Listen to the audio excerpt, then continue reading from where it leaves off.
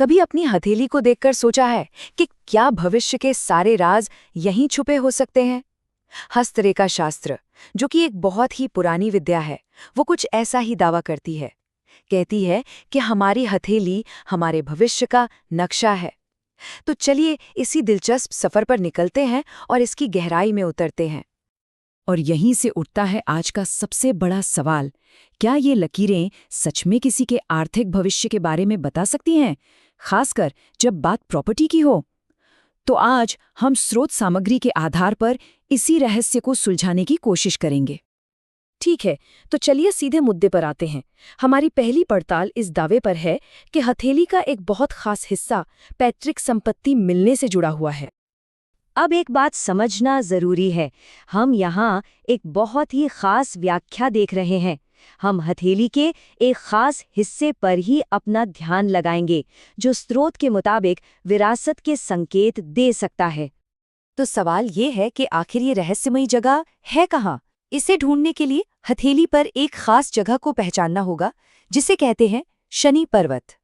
स्रोत में इसे शनि पर्वत कहा गया है। यह हथेली पर बीच वाली उंगली के ठीक नीचे का उभरा हुआ हिस्सा होता है।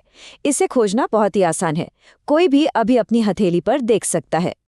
ठीक है, तो जगह तो पता चल गई। अब सवाल ये है कि वहां देखना क्या है।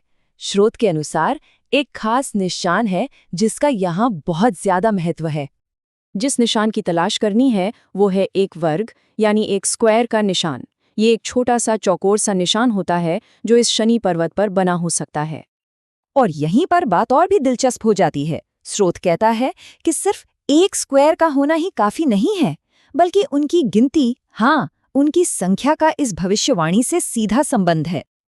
तो चलिए अब इस विश्लेषण के सबसे जरूरी हिस्से पर आते हैं। आखिर इन निशानों का मतलब क्या है? देखिए, ये कनेक्शन बहुत सीधा है।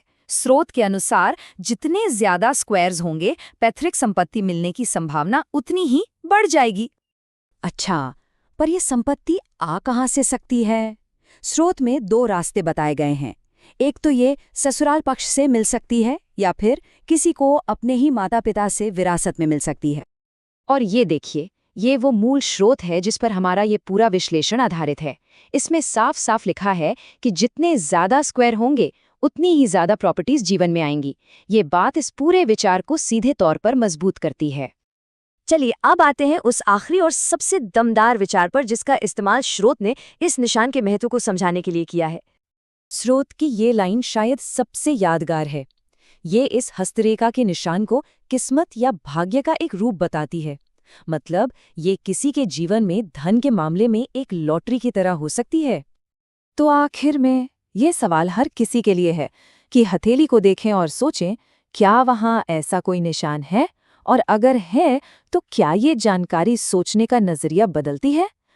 है ना सोचने वाली बात?